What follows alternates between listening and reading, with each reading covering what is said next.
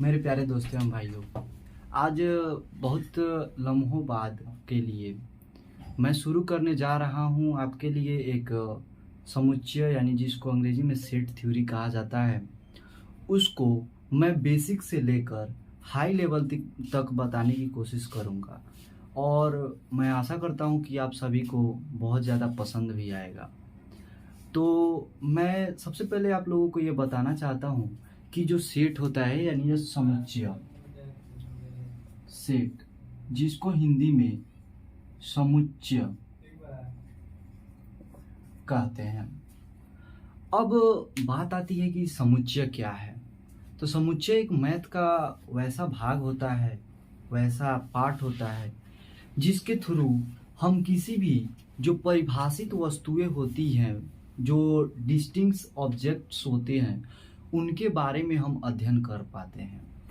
जैसे जो समुच्चय होता है उसका परिभाषा की बात की जाए तो उसका परिभाषा यह होता है कि सुपरिभाषित वस्तुओं के संग्रह को समुच्चय कहा जाता है।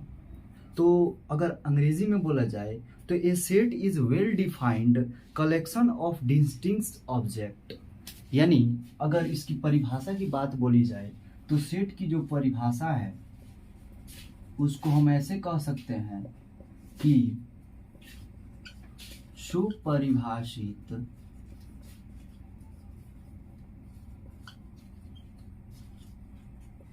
वस्तुओं का संग्रह समुच्चय कहलाता है। इसी चीज को हम लोग इंग्लिश में डिफाइन कैसे करेंगे? तो इंग्लिश में इसका डिफिनीशन हो सकता है a set is well defined collection of objects. यानी अब बात आती है, इसमें सोचने वाली बात यह है कि यह जो परिभाषा बताया गया है सुपरिभाषित वस्तुओं का संग्रह समुच्चय कहलाता है, या a set is well defined collection of objects. अब बात आती है कि जो वस्तुएं होती है वो परिभाषित कैसे होंगी, अपरिभाषित कैसे होंगी।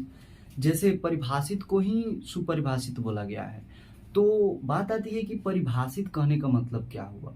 परिभाषित कहने का मतलब हुआ, या सुपरिभाषित यानी डिस्टिंक्ट यानी वेल डिफाइंड कहने का मतलब यह हुआ जिसके बारे में एक बेसिक से लेकर हायर तक सोचा जा सके। अब जैसे बात की जाए कि कोई सुपरिभाषित वस्तु कैसे होंगी, परिभाषित कैसे होंगी, चाहे अपरिभाषित कैसे होंगी। तो अगर जैसे सुंदरता की बात की जाए तो आपकी नज़र में कोई दूसरा सुंदर है, मेरे नज़र में कोई दूसरा सुंदर होगा।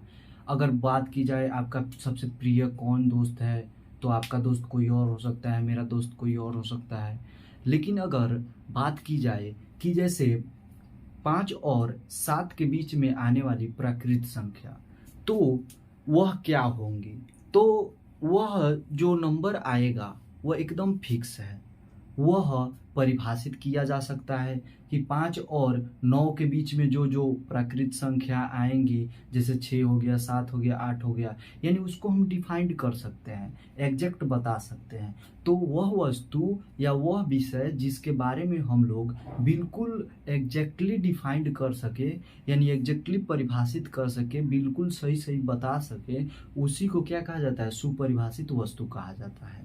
अब सबसे पहले बात करते हैं कि हम लोग समुच्चय को दर्शाते कैसे हैं। तो वैसे भी जो समुच्चय है उनको दर्शाने का बहुत सारे तरीके होते हैं। तो बहुत सारे तरीकों में सबसे पहले हम देखते हैं कि जो समुच्चय होता है उनको मिडिल ब्रैकेट के साथ कॉमा लगा लगा कर उनके जो एलिमेंट होते हैं यानी अवयव होते हैं उनको दर्शाया जाता है। जैसे अगर यह जो दिया गया है समुच्चय, जैसे एक मान के चलिए ए समुच्चय है, इसको अगर इसका अवयव 5, 7, 8, 9 है तो इसको कैसे लिखेंगे? तो जैसे 5, 7, 6 9। अब हम इसको क्या करते हैं, एक मिडिल ब्रैकेट के अंदर कॉमा लगा लगा कर इसको सबको लिखते हैं।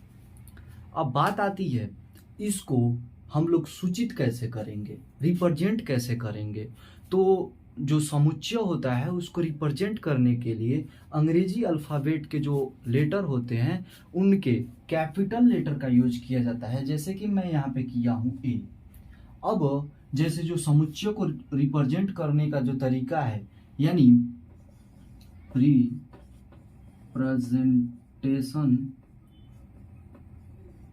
ऑफ सेट्स, यानी रिप्रेजेंटेशन ऑफ सेट्स कहने का मतलब हुआ कि हम लोग उसको रिप्रेजेंट कैसे करते हैं। तो रिप्रेजेंट करने के लिए हम लोग क्या करते हैं, कैपिटल लेटर ऑफ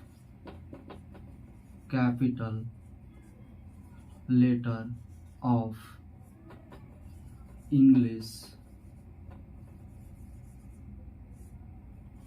अल्फाबेट का यूज हम लोग करते हैं।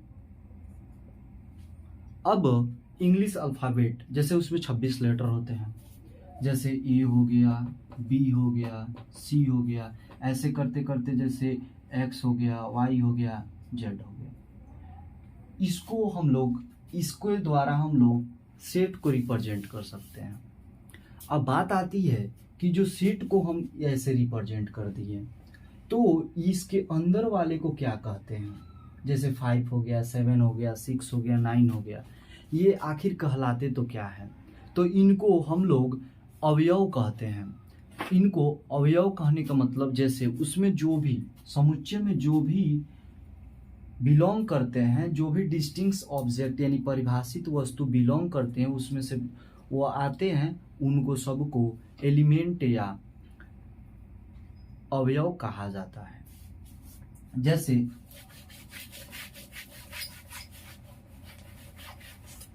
यहाँ पे जैसे एलिमेंट आता है,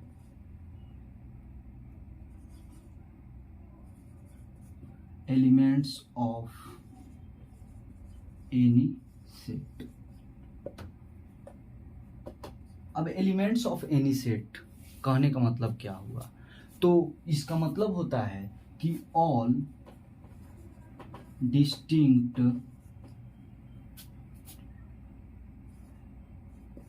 objects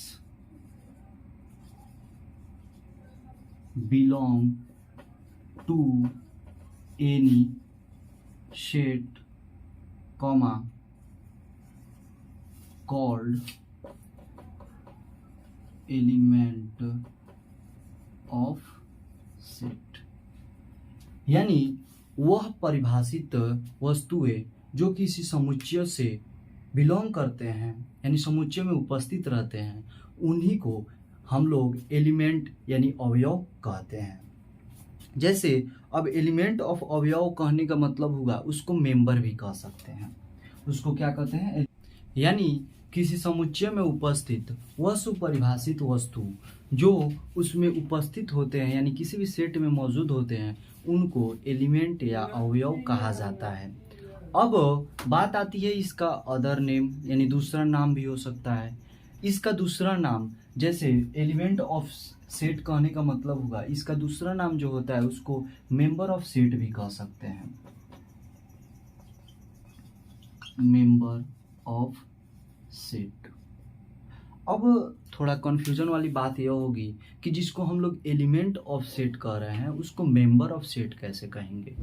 तो जैसे देखिए हमारे घर में जैसे कोई बाउंड्री होती है, बाउंड्री के अंदर जैसे हमारे घर के कोई भी सदस्य जैसे दादा दादी चाचा चाची कोई भी होते हैं, तो उनको घर के मेंबर के बराबर माना जाता है या उनको मेंबर ही कहा जाता है। माना क्यों ऐसे जाता है, कहा ही जाता है।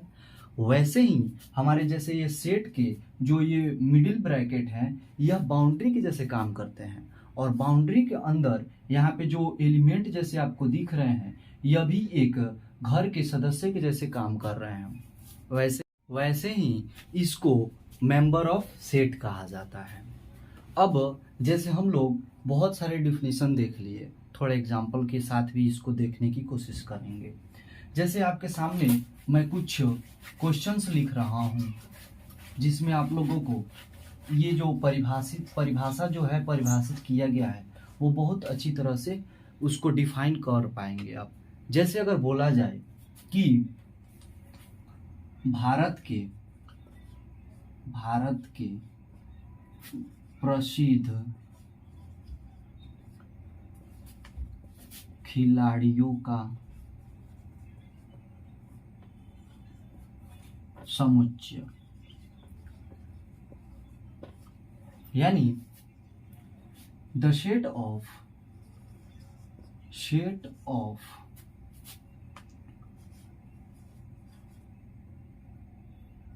फेमस प्लेयर्स ऑफ इंडिया, यानी भारत के प्रसिद्ध खिलाड़ियों का संग्रह। अब बात आती है प्रसिद्ध कहने का मतलब क्या होगा, फेमस कहने का मतलब क्या होगा। जैसे जब सचिन तेंदुलकर अपने कप्तानी कर रहे होंगे तो वो फेमस होंगे, जैसे विराट कोहली हैं वो अपने फेमस होंगे, जैसे धोनी थे वो अपने फेमस होंगे। लेकिन अगर किसी से भी पूछा जाए तो किसी के नज़र में, जैसे मान के चलिए इसके लिए सेठ ही मान लेते हैं, जैसे कोई एक सेठ हो गया, जैसे कोई ने कहा सबसे प्रसिद्ध जो खिलाड़ी है वह सचिन है, जो सचिन तेंदुलकर हैं। लेकिन किसी ने कहा कि MS धोनी है।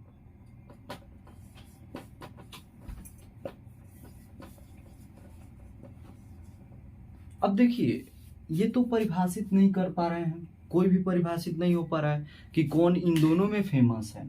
तो जो चीज़ की हम लोग परिभाषा नहीं दे पाते हैं वैसे को हम लोग सेट में रिप्रेजेंटेशन नहीं कर पाते हैं। अब बात आती है कि जब हम इसको समझ लिए हैं तो एक और अब एग्जाम्पल देखते हैं।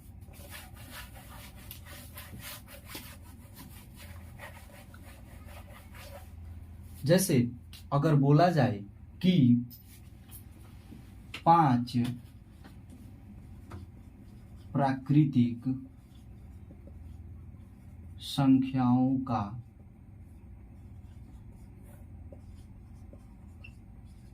समुच्चय, यानी द सेट ऑफ